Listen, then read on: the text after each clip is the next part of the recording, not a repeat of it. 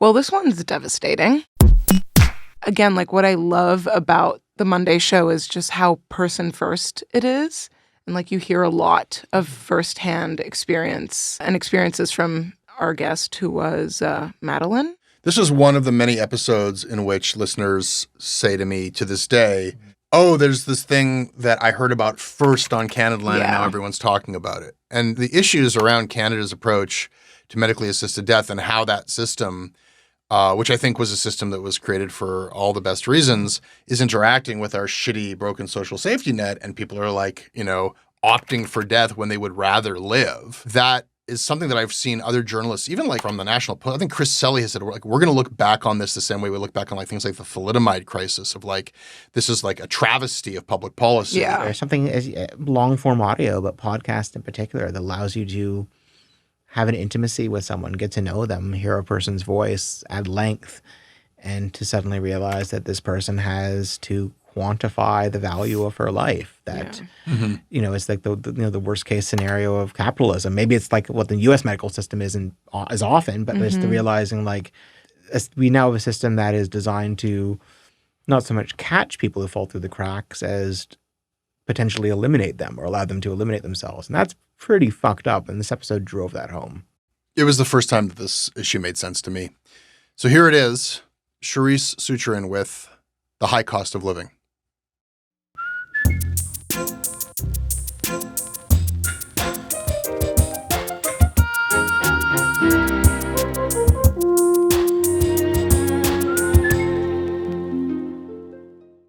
By now, you're probably familiar with the concept of medically assisted death, also called MAiD. It's the right for people who are suffering from terminal illness to choose to end their lives with the help of doctors.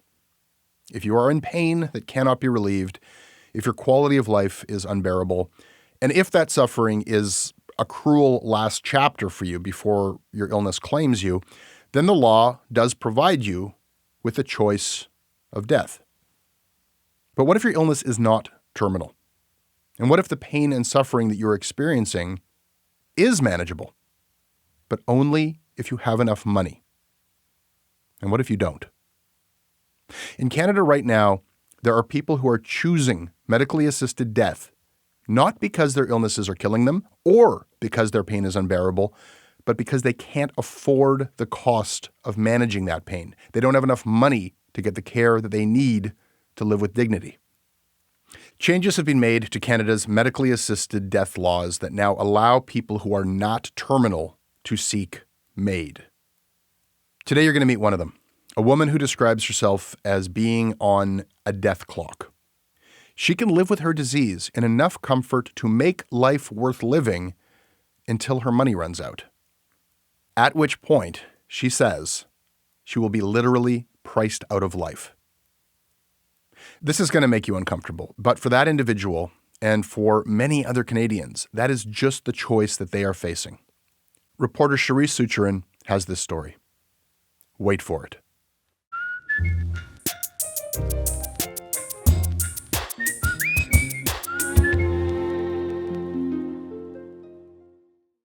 My name is Madeline, although that's not my in real life name. That's Madeline. She goes by a pseudonym when talking publicly about her illness because she feels like the stress of being identified would cause her health to deteriorate further. I am in my 50s, half a century baby and counting. I'm in Vancouver, BC, and I am like about 6 weeks away from running out of money.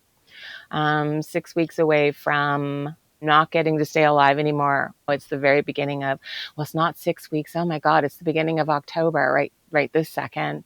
So I guess it's 4 weeks. I think I keep psychologically wanting to think it's longer because as it becomes closer and closer. So I think I'm playing kind of emotional, coping mechanisms with myself.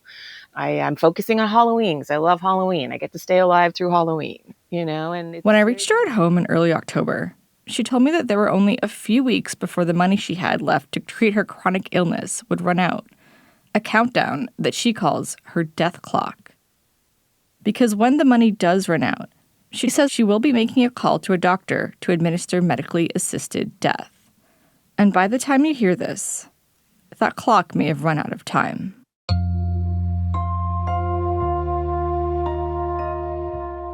People choosing a medically assisted death when they would much rather live, that's not supposed to happen. But Madeline isn't the only one. Just this past summer, Dallin Johnstone, a 34-year-old from Victoria, BC, chose MAiD after years of suffering from complex regional pain disorder. He documented his journey to over 35,000 followers on TikTok. In one video, he's in a hospital bed smiling, while the caption reads, "On July 22nd, I will be carrying out with my medically assisted death and have made the decision to donate my organs and eyes. I want to give back one more time." Another TikToker with the same condition, who goes by the handle My Elastic Heart, explains why she was concerned about how people were choosing MAiD. And it costs like $30,000. CRPS doesn't get a lot of research or attention, and I think that's in part because it's rare, but also because it's not thought of as terminal in the traditional sense. But even if the disease is nothing that takes you out, living with that level of chronic pain destroys your physical and mental health, and it kills your quality of life. I just wish people understood that people in chronic pain don't actually want to die. We want to live, like really, really badly, but in order to do that, we need affordable and accessible care options, and right now we just don't have those. Many people have been raising the alarm about how it's now easier for people with disabilities and chronic illnesses to access assisted death than it is for them to get the support they need to live. According to legislators who put Canada's original MAiD laws in place, the option to die was originally intended for people at the end stages of a terminal illness in order to help alleviate suffering. That was the key, that their death was, quote, reasonably foreseeable.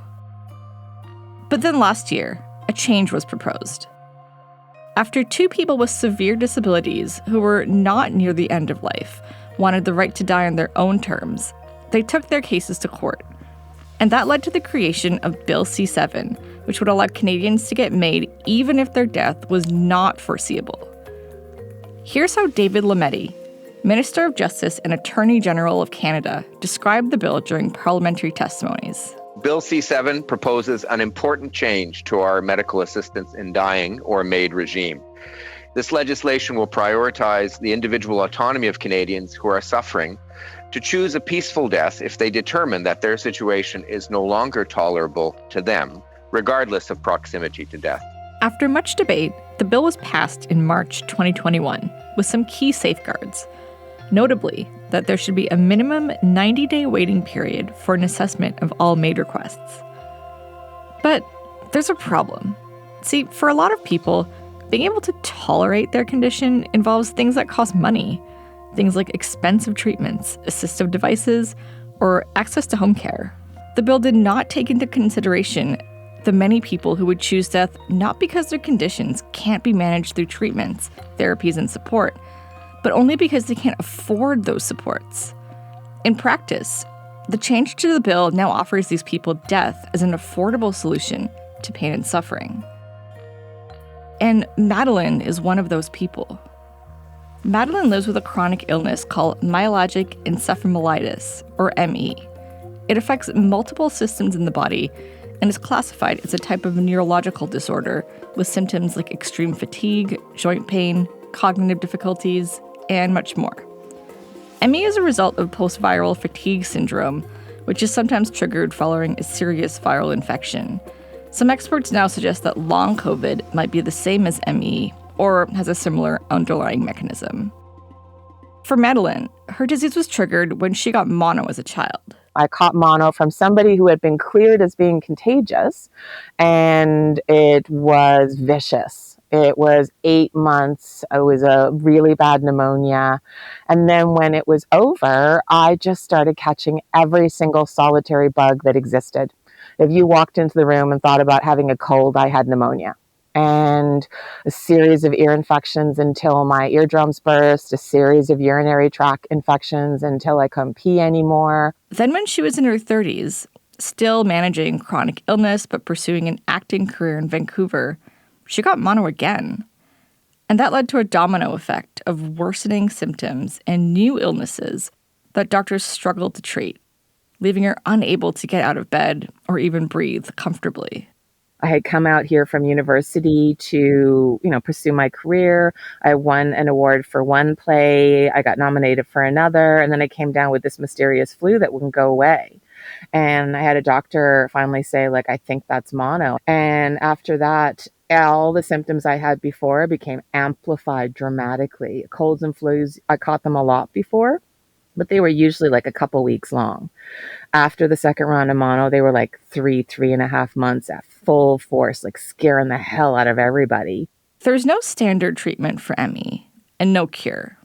Like many chronic illnesses, research into the disease is underfunded, and so it is not only misunderstood by doctors, but the treatments that are available are largely experimental and are not covered under provincial health insurance.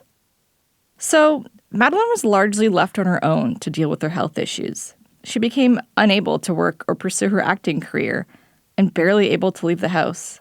She relied on provincial disability benefits, which is a mere $13.58 per month in BC, less than CERB payments of $2,000 per month given to healthy people, which she doesn't qualify for. Desperate for solutions, she eventually found a naturopath that took her seriously, and they found that a mix of intravenous vitamins helped her get some energy back. The injections give her a couple hours a day where she's able to be active, what she refers to as her envelope of energy. But the problem is that because these are naturopathic treatments, and she's needed more advanced ones over time, the cost adds up, and they now cost over $100,000 per year just to keep her going. And she's run her debt as far as it will go. What I am doing now is catastrophically more expensive than what I did 20 years ago. It gave me a healthy person's 5-hour energy envelope. I am now at about an hour and a half energy envelope, and that's garbage energy. But after an hour and a half, all of my muscles start burning like I'm weightlifting. And so I tried to do that, but I was all the time hemorrhaging into debt because on PWD assistance, which is what I landed on, because again, straight from university, trying to start my career, I didn't have any savings. I didn't have anything. And so I started hemorrhaging into a debt to a point where I just, it wasn't manageable and I had to stop doing the intravenous. And so the longer this has been going on, since I had to stop the intravenous, I went from about 9-10 illnesses at the beginning of my disability to somewhere around 25 right now. And so they tend to interact with each other kind of like the Real Housewives of post-viral syndrome, imagine hair pulling. And you have to understand that at my current place, I'm at a place of extreme deterioration. Now, naturopathic medicine is controversial. There's a whole other debate about whether it and all kinds of alternative medical practices should or should not be covered by the public healthcare system. But you don't have to rely on alternative medicine to be in Madeline's situation. It's just what happens to work for her. And it happens to be expensive. She's asked for meetings with her representatives from provincial and federal governments, anyone who she could talk to about the impossibility of living with her illness on so little money. But nothing much has changed. And I had another doctor when I was saying, I can't manage on this amount of money. And again, I felt like a failure because the system is acting like you can live on $1,000 less than a healthy person. And I've now come to the conclusion that this is the amount of money that a healthy person becomes disabled on. So of course, I, as a disabled person, am deteriorating. It's like if I came out of the desert and I'm dying of thirst, and somebody hands me a thimble full of water and says, maybe I'll give you another one tomorrow, and expects me to be okay, to not fall apart. So there's been just such a large scale discrimination built into the lack of support. Recently, Madeline's condition deteriorated to the point where her friends made a GoFundMe for her. And over the past few months, it's been crucial in helping her afford the intravenous treatments. But that money is going to run out soon.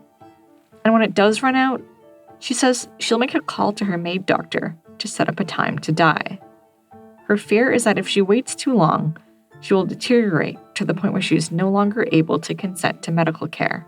And where I am is in the MAiD process, in the medical assistance in dying process. And I don't want to die, but I am heading to a place where I won't be able to move or speak or eat, trapped in bed in some care home.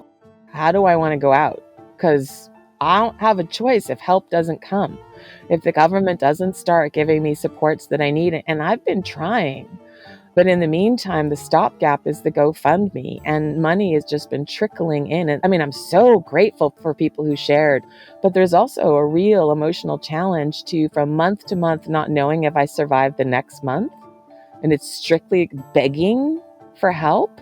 And you'll have to forgive me because I love cats, but I look at GoFundMe for cats getting fulfilled. It's like, I'll put ears and a tail on.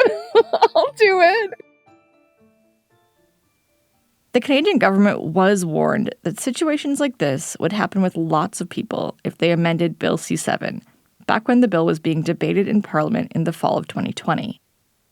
Doctors, palliative care specialists, disability experts, and individuals living with disability all testified to the parliamentary committee. They said that given the limited financial resources and access to care that many people with disabilities have, this bill would effectively lead to euthanasia. Over 1/3 of disabled people in Canada are living below the poverty line, according to recent statistics. And in fact, BC's disability benefit of only $13.58 per month is among Canada's highest. Here's a clip from one of those committee meetings of MP Carrie Lynn Finley questioning Dr. Ramona Colo, an Ontario-based physician. Do you have any examples from your practice where MAiD was considered by the patient because the resources for treatment they were receiving were insufficient? Yes, I have had many such death wishes of patients who've had strokes, and during COVID, there was not enough help to come to the home and couldn't open the containers for them to eat. I take care of very, very marginalized patients. So constantly fighting for things like housing, resources in the home, social support, pain control, access to meds that they can't afford. There are many barriers that lead patients to have death wishes every day. And it is a conscientious doctor on both ends who's going to spend that time with them, but we need that written in the bill. And here's Roger Foley, a 45-year-old man living with a severe neurodegenerative disease, who is speaking for himself in his speech to Parliament on November 10th. With the assisted dying regime in Canada, I have experienced a lack of care and assistance for which I need to live. I have been denied food and water. I have not been assisted to transfer, take my medications, and go to the bathroom. I have been abused and berated because I have disabilities and told my care needs are too much work. My life has been devalued. Hospital staff failed to provide me with necessities of life. I was starved and denied water for up to 20 days. I have been coerced into assisted death by abuse, neglect, lack of care, and threats. For example, at a time when I was advocating for assistance to live and self-directed home care, the hospital SSS and nurses were trying to coerce me into an assisted death by threatening to charge me $1,800 per day or force discharge me without the care I need to live. I felt pressured by these staff raising assisted dying rather than relieving my suffering with dignified and compassionate care. These concerns were also raised elsewhere. A Zoom-based disability filibuster in protest of Bill C-7 was held in March 2021, just days before the final vote was to be held. The virtual filibuster went on for over 8 hours, featuring disabled people and allies arguing that the MAiD bill would encourage and hasten the death of a large segment of disabled people in Canada. People like Erin Nowakowski, a 19-year-old student and writer who was born with spinal muscular atrophy. In my experience in the past 19 years, slowly trying to become more independent, trying to get a university education, trying to just sort of make my own life as a disabled person, there has just been so many barriers. And the thing is that right now with this bill, the government is effectively saying, or at least this is how I'm interpreting it, is that it's so awful and so horrible to live a disabled life that it's easier for them to just offer us MAiD. And that is just incredibly heartbreaking, of course, because they're making it more accessible for us to die than they are for us to live. And I am starting to get so tired of being reminded every single day that society truly, most of the time, just wants us dead.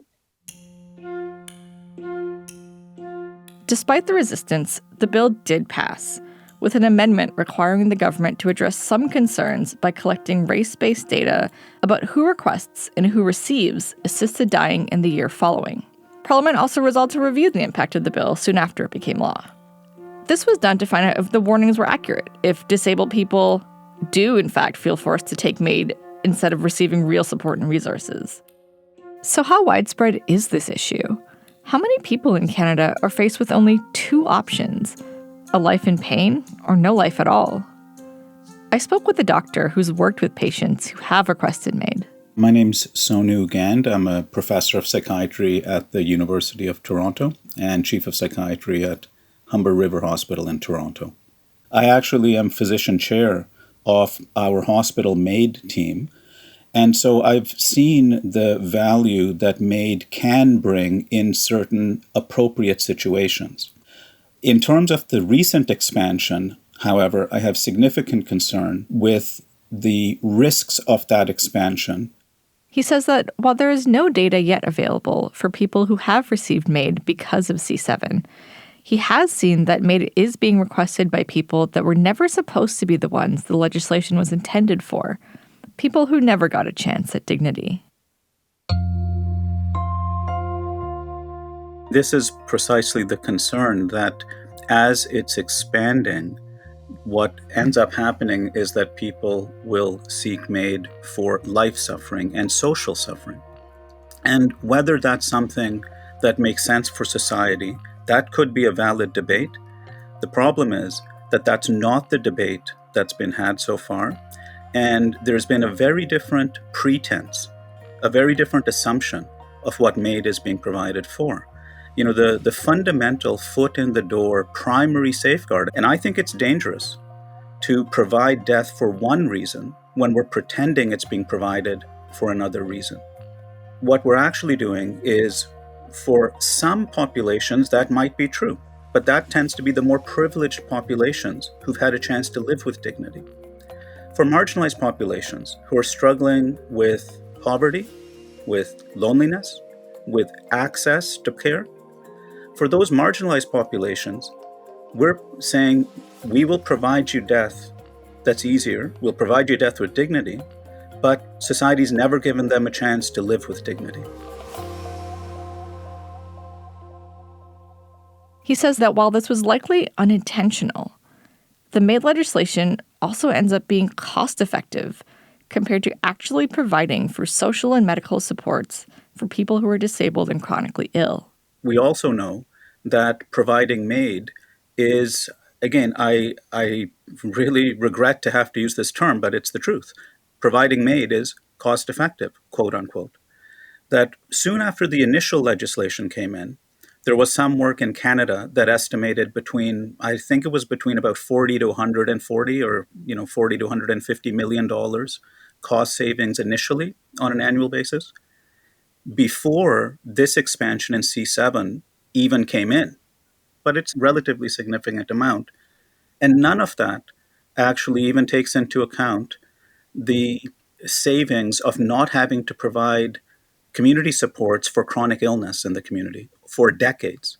It's much, much more quote unquote cost effective to provide MAiD for someone rather than decades of not just medical, but community and social support.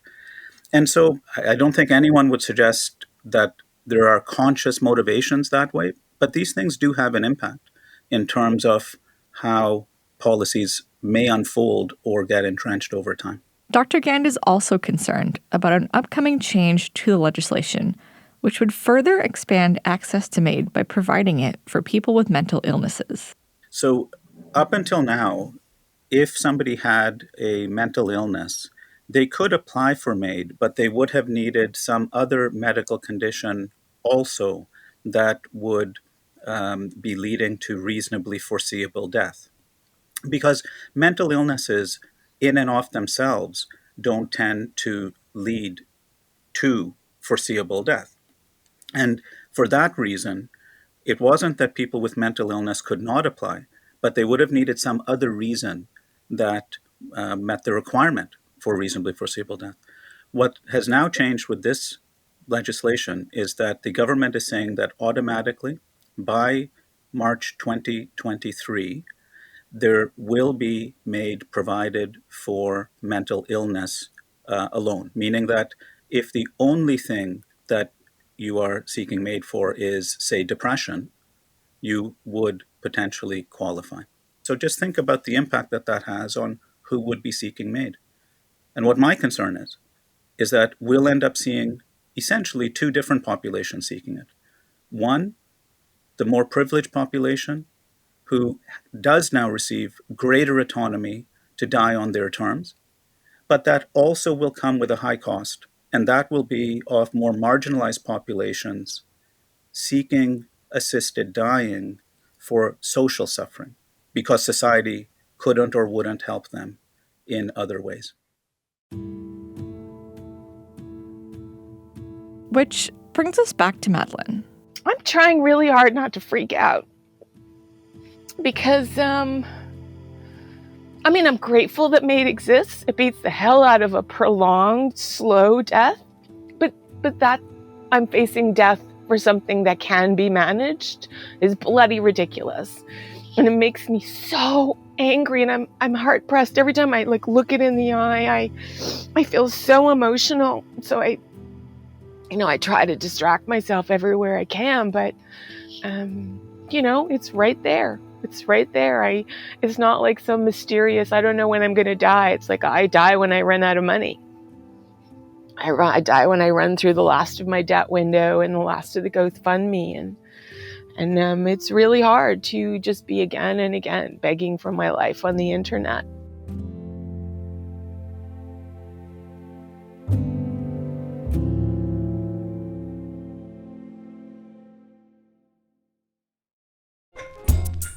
All right, well, this is something new for us. If you made it this far, maybe it's working. We have been making podcasts for over 10 years, but video is something new. If you want us to keep doing it, hit subscribe to this channel. It will make a difference.